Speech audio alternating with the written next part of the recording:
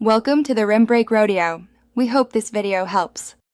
You begin by confirming prerequisites: Visual Studio, NET desktop workload, and SQL Server or local DB.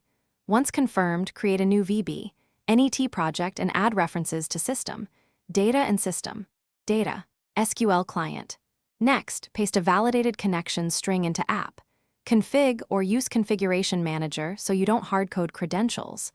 Make sure to set trusted connection or provide user/password. After that, write a simple function to open SQL connection and test connectivity. This is your first actionable verification step.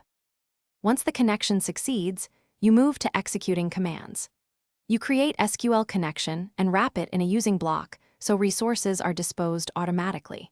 Then instantiate SQL command with parameterized SQL, add SQL parameter objects, and call execute non-query for inserts or execute reader for selects.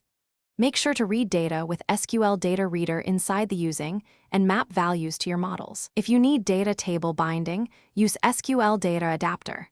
Fill. This approach ensures safety and predictable resource management. To complete the process, focus on reliability.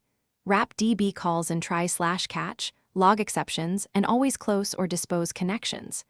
Use SQL transaction for multi-step updates so you can roll back if something fails.